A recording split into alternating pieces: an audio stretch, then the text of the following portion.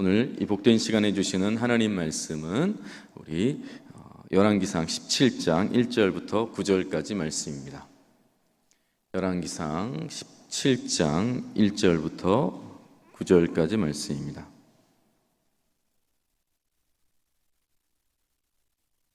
하나님의 말씀과 마음으로라는 제목으로 우리 말씀을 나누도록 하겠습니다.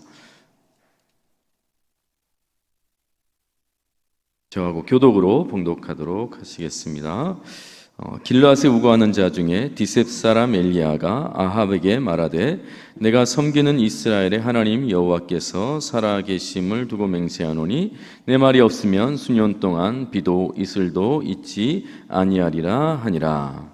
여호와의 말씀이 엘리야에게 임하여 이르시되 너는 여기서 떠나 동쪽으로 가서 요단 앞 그릿시냇가에 숨고 그 시냇물을 마시라. 내가 까마귀들에게 명령하여 거기서 너를 먹이게 하리라.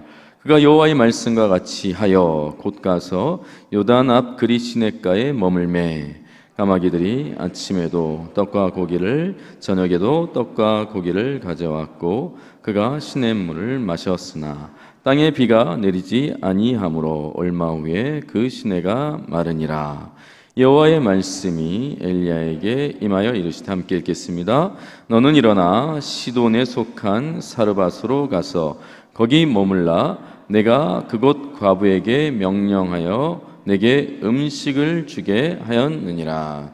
아멘, 아멘. 사실 금요일 날 좀 살펴봤던 말씀인데요. 24절 말씀에 보면 우리가 읽진 않았지만 여인이 엘리야에게 이르되 내가 이제야 당신은 하나님의 사람이시오 당신의 입에 있는 여호와의 말씀이 진실한 줄 아노라 하니라. 여러분, 사르밧 과부가 디셉 사람 엘리야를 향해서 당신은 정말 하나님의 사람입니다. 당신은 정말 하나님의 사람이군요 라고 고백을 하는 거예요.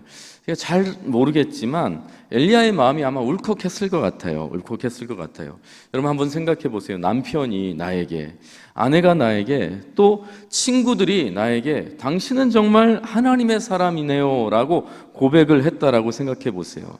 아버지, 당신은 정말 하나님의 사람이시군요 라는 고백을 자식들에게 들었다라고 생각해 보세요. 장로님, 당신은 정말 하나님의 사람이십니다 라는 이야기를 들었다라고 하면 어떠겠어요? 정확히는 잘 모르겠지만 감동이 있을 것 같아요. 만약에 누군가가 제게 그런 이야기를 한다면 지나온 사역에 대한 보상처럼 이 마음에 참 감격이 있을 거다라는 생각이 들었습니다. 그런데 사랑하는 성도 여러분, 이런 고백은 엘리야가 어느 날 갑자기 들은 고백이 아니라는 거예요. 하나님의 간섭과 다루심이 있은 다음에 다른 말로 하면 훈련이 되어진 다음 그 모습을 향해서 당신은 하나님의 사람이라고 하는 표현이 있었다라고 하는 것입니다.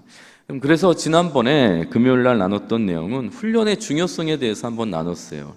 왜 중요한가? 우리가 영향을 받고 살기 때문이에요. 무언가의 영향을 받고 살기 때문에 훈련이 중요하다라고 나눴고요. 그리고 훈련의 목적이 있는데 그것은 하나님의 수준에서 그리고 하나님의 뜻과 계획을 이루기 위해서라고 그렇게 나눴습니다. 오늘은 이 본문, 똑같은 본문을 가지고 그럼 훈련의 방법은 무엇인가? 하나님께서 우리를 훈련시키실 때 어떤 방법으로 훈련시키시는가? 이 두 가지를 나누면서 이 수요일 저녁에 은혜를 좀 나눴으면 좋겠습니다. 그럼 첫 번째 훈련의 방법은 하나님의 말씀으로 훈련시키신다라고 하는 것입니다. 하나님의 말씀으로. 1절에 다시 한번 보시면 길르앗에 우거하는 자 중에 디셉 사람 엘리야가 아합에게 말하되 내가 섬기는 이스라엘 하나님 여호와께서 살아 계심을 두고 맹세하노니 내 말이 없으면 수년 동안 비도 이슬도 있지 아니하리라 하니라. 그럼 1절에서 디셉 사람 엘리야가 북이스라엘의 최고 지도자인 아합 왕 앞에서 하나님의 말씀을 이렇게 선포하는 거예요.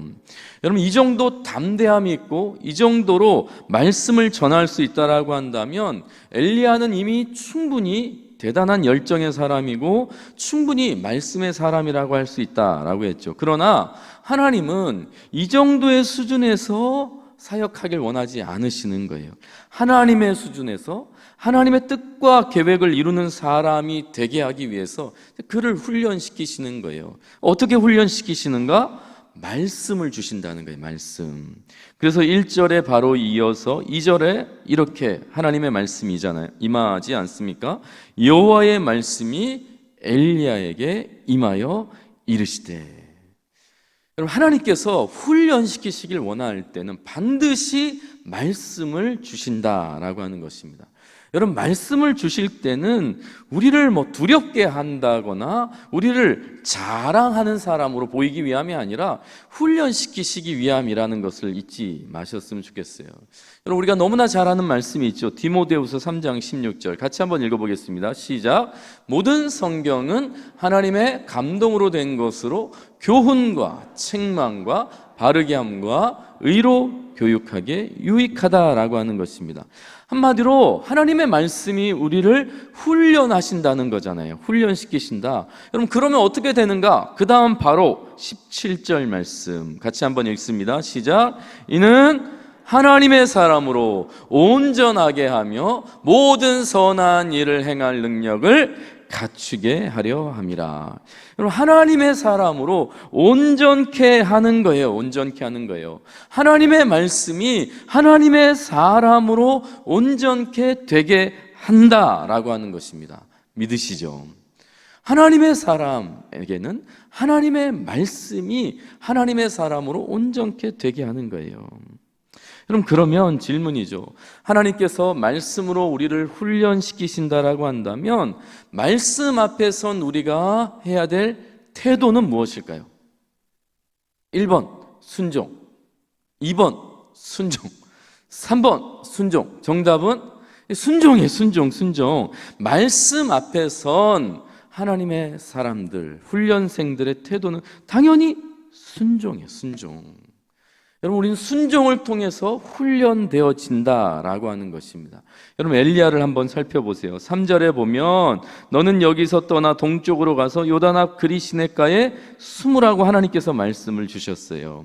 여러분, 그리시네가에 숨으라는 것입니다. 사실 이 말씀이 엘리야에게는 상당히 황당한 말씀이에요. 왜 그렇습니까? 1절에 뭐 했어요? 지금 엘리야가? 아하방 앞에 섰잖아요. 아하방 앞에서 열정적으로 하나님의 말씀을 선포했단 말이에요. 그런데 말씀을 선포한 다음에 하나님의 말씀을 선포한 선지자에게 2절에 바로 숨으라는 거예요. 숨으라는 거예요. 그리고 거기서 시냇물 마시고 까마귀가 가져다 주는 음식을 먹으면서 가만히 있으라는 겁니다. 조용히 있으라는 거예요. 여러분, 흥미롭게도 여기서 그리시네가의 그릿이라고 하는 뜻을 찾아보니까요, 절단하다, 분리하다, 단절되다라고 하는 뜻이 있어요. 그러니까 하나님께서 이제 세상 앞에서, 세상 왕 앞에서 하나님의 말씀을 선포하는 엘리야를 세상과 완전히 분리시켜 단절시켜서 숨겨버리신다라고 하는 거예요. 이게 엘리야를 훈련시키고 있는 거예요. 이게 무슨 말인가 하면 1절에서 보았듯이 엘리야는 아하방 앞에서 하나님의 말씀을 외칠 만큼 굉장히 담대한 사람이거든요. 그는 행동 중심적인 사람이에요. 뿐만 아니라 여러분, 성경은 엘리야가 어디에 우거하는 자라고 하죠? 어디에 우거하는 자라고 표현했죠? 길르앗에 우거하는 자라고 했잖아요. 우거하다라고 하는 말은 쉽게 말하면 그는 나그네라는 거예요. 나그네. 그러니까 한 곳에서 진득히 가만히 조용히 있지 못하는 사람이 누구다? 엘리야라고 하는 거예요. 여러분, 이 엘리야의 성향과 비슷한 사람이 누가 있냐면 신약의 세례 요한, 또 사도 바울 같은 사람이 아주 엘리야와 비슷한 성정의 사람들이에요. 여러분, 이분들의 공통점이 뭐냐면 잘 돌아다녀요. 한 곳에 잘 머물러 있지 않아요. 그래서 다들 한 번 정도 광야 생활을 한 사람이에요. 또한 이들이 특징이 있는데 겁이 없어요. 겁이 없어요. 왕 앞에서 하나님의 말씀을 전하고 복음을 전하는 사람들이라고요. 여러분, 엘리야가 아하방 앞에 섰잖아요. 세례 요한도 헤롯 왕 앞에 섰어요.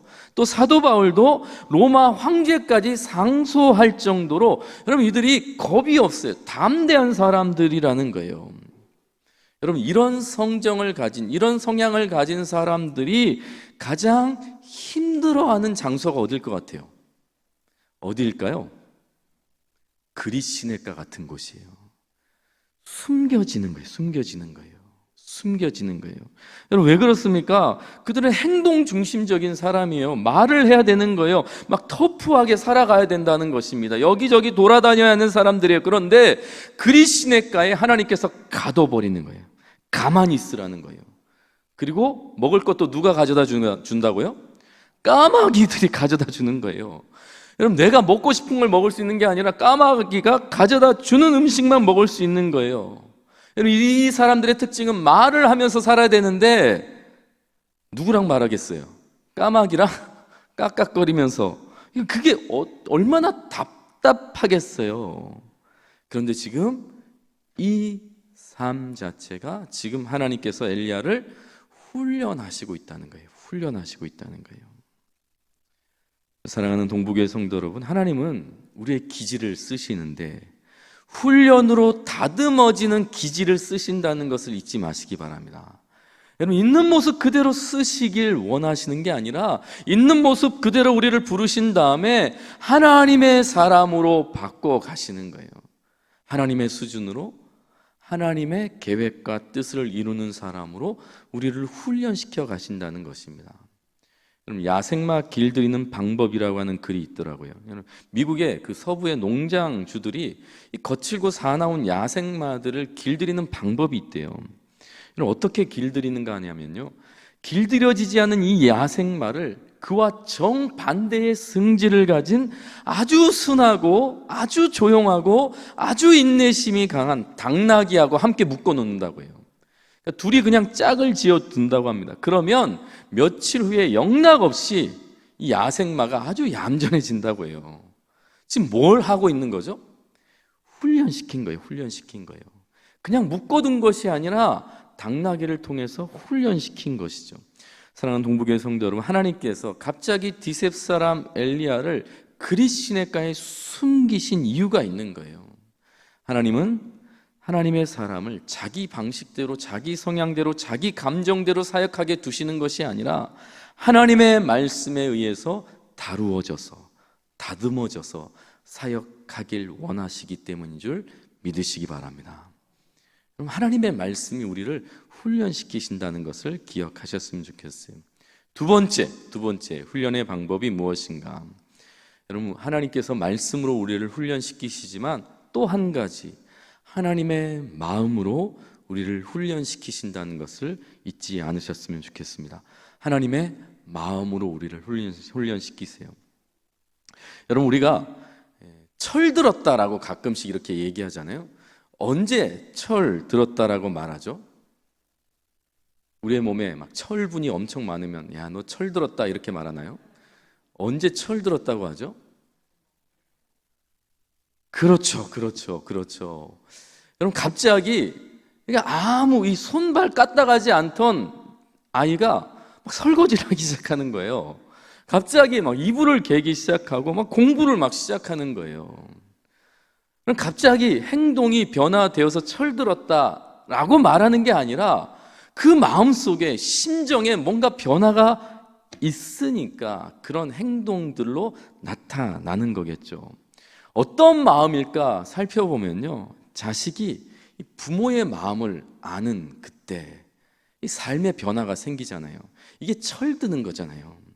아내가 남편의 마음을 알고요, 남편이 아내의 마음을 아는 거예요. 여러분 우리 세런들이 순장님의 그 마음을, 그 아픈 마음, 그 상한 마음, 지친 마음을 알고 우리를 위해서 얼마나 기도하는지 그 마음을 알면 이 세런들이 철이 들어가는 것이지 않겠습니까? 그게 성숙해 가는 거예요. 여러분 신앙도 마찬가지라고 하는 것입니다. 여러분 하나님의 마음을 알아가는 것이 성숙이고 그것이 영적으로 철 들어가는 거잖아요. 여러분 열왕기상 17장 8절에 보면 여호와의 말씀이 엘리야에게 임하여 이르시되, 말씀이 임하는데 17장 9절에 같이 한번 읽겠습니다. 시작. 너는 일어나 시돈에 속한 사르밧으로 가서 거기 머물라. 내가 그곳 과부에게 명령하여 내게 음식을 주게 하였느니라. 여러분, 하나님이 왜 엘리야를 사르밧 여인에게 보내셨을까요?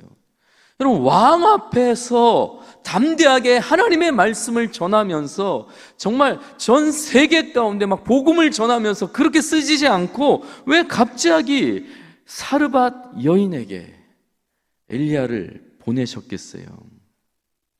그리 시냇가로 엘리야를 보낸 것과 똑같아요. 엘리야를 지금 훈련시키시는 거예요. 어떤 훈련이겠습니까? 하나님의 마음을 엘리야에게 심어주는 것입니다. 다른 말로 철들게 하는 거예요. 철들게 하는 거예요. 여러분, 사르밧은 시돈과 두로 사이의 지중해 해변 도시입니다. 이게 무슨 말인지 잘 모르시겠죠? 어떤 땅이냐면 이방 땅이라는 거예요. 이방 땅이라고 하면 우상 숭배가 횡행하는 땅이라고 하는 것입니다. 특별히 이곳은 바알 우상의 본거지이기도 하고, 그리고 우리가 잘 아는 그 아합의 부인 누구죠? 이세벨이 살았던 나라의 한 도시가 바로 이 사르밧이라고 하는 땅이에요. 그러니까 이 사르밧은 열정의 사람, 정말 말씀의 사람, 믿음의 사람 엘리야 입장에서 보면 그 땅은 저주받아 마땅한 땅이에요. 심판받아 마땅한 땅이에요. 멸망받아 마땅한 땅이라고 하는 것입니다. 그런데 하나님께서 이 엘리야를 사르밧으로 보내는 거예요. 그리고 그곳에서 하나님의 사람, 구원받아야 하는 그 하나님의 사람 한 사람을 사랑하고 회복하는 그 하나님의 마음을 배우게 하신다라고 하는 것입니다. 사랑하는 동부교회 성도 여러분, 하나님께서 이 세상을 향한 마음은 어떤 마음이실까요? 심판하고 죽이고 멸망시키길 원하실까요? 구원하고 회복하고 사랑하길 원하는 것이 하나님의 마음이신 줄 믿습니다. 예레미야 29장 11절이잖아요. 같이 한번 선포합니다. 시작. 여호와의 말씀이니라. 너희를 향한 나의 생각을 내가 아나니 평안이요 재앙이 아니니라. 너희에게 미래와 희망을 주는 것이니라. 여러분, 하나님은 엘리야가 이 마음을 가지고 사역하길 원하는 거예요. 이 마음으로 세상을 섬기길 원하는 거예요. 심판하고 죽이고 멸망시키길 원하는 것이 아니라 하나님의 마음은 이런 마음이다. 그 마음으로 말씀을 선포하고 왕 앞에 서고 백성 앞에 서길 원하시는 것이죠. 여러분, 엘리야를 닮은 신약의 사람 한 사람 뽑으면 세례 요한이라고 했잖아요. 여러분, 세례 요한이 가만 보니까 예수님의 사역이 너무 답답한 거예요. 왜냐하면 그는 불을 전했거든요. 심판을 전했거든요. 저 죽어 마땅한 죄인들을 향하여서 하나님의 진노를 전한 사람이 세례 요한인데 예수님께서 그렇게 하지 않는 거예요. 죄인들과 함께 먹고 마시는 것입니다. 연약한 자들을 찾아가는 거예요. 병든 자를 고치시는 거예요. 얼마나 답답했겠어요.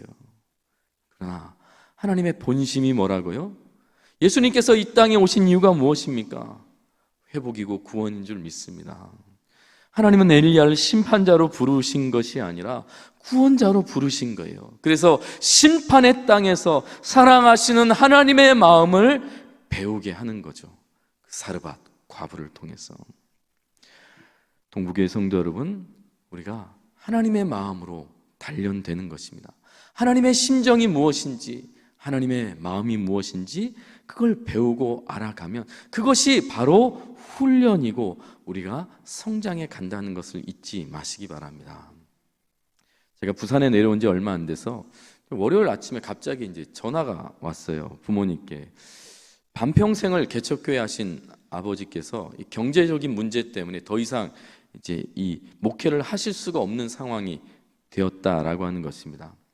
여러분, 그 일평생 하나님만 바라보고 사신 분이 돈 때문에 사역을 이제 내려놔야 한다는 것입니다. 그것 자체로 제 마음이 많이 속상했어요.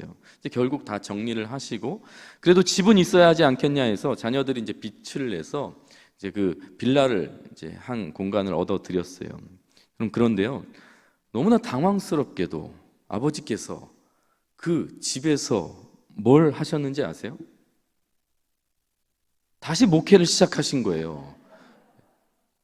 다시 목회를 거기서 시작하셨어요. 여러분 수십 년 목회를 하시고 남은 게 빚인데 이제 다 정리하고 이제 좀 쉬시면 좋았을 텐데 제 목사지만 제가 이해가 안 되는 거예요. 이해가 안 되는 거예요. 왜 또 목회를 시작하시는가? 왜 또 목회를 시작하시는가? 이게 잘 이해가 안 됐어요. 그러다가 몇 개월 후에 아버지께서 이사도 하시고 또 목회를 다시 시작하셨다고 하니까 일부러 휴가를 내서 예배 시간에 맞춰서 그 이사한 집을 이제 아내하고 찾아가게 되었습니다. 5층짜리 빌라 이제 4층의 집인데 빌라 입구에서부터 막 찬송 소리가 들리는 거예요. 이게 은혜스러웠을까요? 마음에 막 화가 나는 거예요. 막 원망이 나는 거예요. 하나님 도대체 이게 뭡니까? 평생토록 이렇게 힘들게 목회를 했는데 남는 게 빚밖에 없었는데 또 목회를 하시는 아버지의 마음이 도대체 뭡니까? 하나님은 왜 또 가만 보고만 계십니까? 막 불평이 막 올라오면서 막 4층까지 올라가는데 숨도 차고 우라통도 차고 막 이렇게 4층을 올라갔어요. 근데 이제 딱 문을 열고 들어갔는데 그때 들렸던 찬송이 나의 갈 길 다가도록 예수 인도하시니 내 주 안에 있는 긍휼을 어찌 의심하며 믿음으로 사는 자는 하늘 위로 받겠네. 무슨 일을 만나든지 만사형통하리라. 무슨 일을 만나든지 만사형통하리라.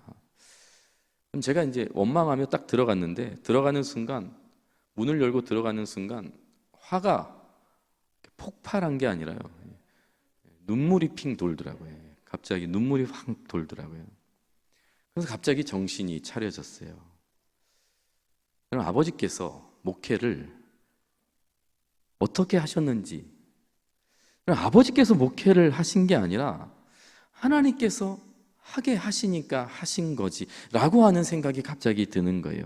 그럼 아버지께서 목회를 하고 싶어서 또 하셨겠어요? 하나님께서 하게 하시니까 또 하시지 않았겠어요? 그거 아니면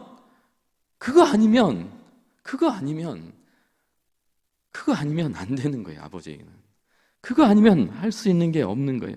하나님께서 그거 하라고 부르셨는데 평생 그거 하다 마지막 준비를 하시는 게 아버지의 사명이라고 여기시고 하나님께서 또 하게 하시니까 하신 거라고 하는 걸 제가 다시 한번 깨닫게 된 것입니다. 그럼 제가 놓친 건 우리의 삶의 주인이 하나님이라는 것을 잠시 놓친 거예요. 그럼 저희 아버지께서 목회를 꾸역꾸역 억지로 겨우겨우 하셨다라고 제가 생각을 한 거죠. 그러나 하나님께서 우리의 삶의 주인이시고 하나님께서 우리의 인생을 이끌어 가신다는 것을 다시 한번 그 순간 깨닫게 하셨다라고 하는 것입니다. 여러분, 믿음으로 사는 자는 하늘 위로 받는 거예요. 무슨 일을 만나든지 만사형통하는 거예요. 여러분, 무슨 일에는 실패도 있는 거예요. 무슨 일에는 아픔도 있는 거예요. 무슨 일에는 빗장의 삶도 있는 거죠. 여러분, 무조건 다 승리하고 성공했다라고 하나님께서 만사형통이라고 말씀하지 않는 거예요. 무슨 일을 만나든지 그게 아픔이든지 눈물이든지 고통이든지 실패처럼 보이고 초라해 보일지라도 믿음으로 사는 자는 하나님께서 반드시 만사형통하시겠다라고 하는 것이 우리의 삶의 이유이고 목적이고 축복인 줄 믿습니다. 그럼 엘리야의 뜻은 여호와가 하나님이시다라고 하는 뜻이에요. 여호와가 하나님이시다. 여러분, 바알이 하나님이 아니고요, 아세라도 하나님 아니고요, 눈에 보이는 최고의 권력자인 왕도 아니고요, 돈도 아니고 권력도 아니고 사역도 아니고 자녀도 아니고 현실도 아니고 오직 여호와가 하나님이시다라고 하는 것이 엘리야의 뜻이라고요. 여러분, 엘리야를 통해서 우리에게 말씀하고 싶으신 것은 하나님께서 우리의 인생을 다루신다는 것입니다. 하나님께서 우리를 훈련시키신다는 거예요. 하나님께서 우리를 붙들어 가신다라고 하는 것입니다. 절대로 우리를 그냥 두지 않으신다는 것입니다. 왜요?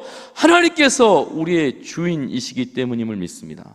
하나님께서 반드시 우리를 말씀으로 그리고 하나님의 마음으로 우리를 다루시고 철들게 하셔서 하나님의 사람답게 살게 하신다는 것을 잊지 마시고 여러분, 순종으로 반응하시고 하나님 앞에서 살아가시는 주의 성도들 되기를 주님의 이름으로 축복합니다. 기도하시겠습니다. 우리를 다루시고 만드시고 훈련하시는 하나님, 오늘도 우리에게 말씀으로 찾아와 주심에 감사합니다. 그 말씀에 순종함으로 성장하게 하시고 영혼을 회복시키고 살리신 하나님의 마음을 부어주셔서 예수 그리스도의 구원과 소망과 사랑을 나누는 우리 동부교회 성도 되게 하여 주시옵소서. 오늘 이 밤 기도로 이어갈 때에 하나님 말씀을 더 허락하여 주시옵소서. 하나님의 마음을 더 풍성하게 부어 주시옵소서. 예수님 존귀하신 이름으로 기도합니다. 아멘.